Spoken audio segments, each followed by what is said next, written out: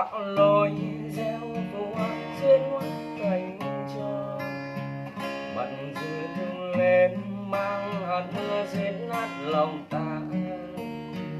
Trái tim rộng lớn tôi nhân gian trong đôi mắt sầu lo, bầu trời riêng ta du lấy cả nhát ai đừng xa.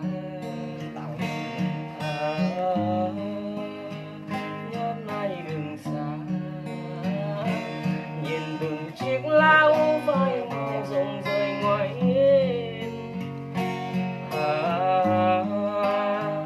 Mình ta với ta tôi mà tâm thân này chịu nhiều đớn đau lưu luyến.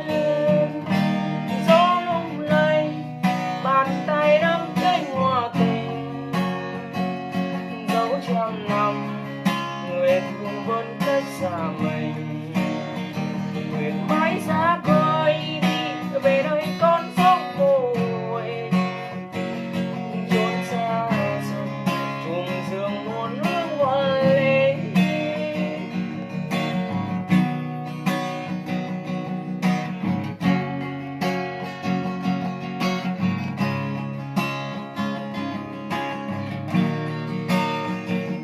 Đã đêm tối bên trong tâm hồn từng dòng suy nghĩ ta xa nhau về mình mấy dấu đi cô đơn ngày dài ta mau quên đi. Ai mang cô đơn đi, ai mang cô đơn đi, ai mang cô đơn đi và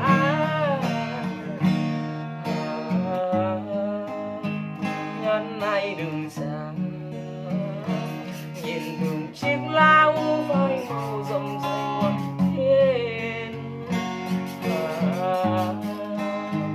Mình ta với ta tôi mà tâm thân này chịu nhiều đớn đau lưu luyến.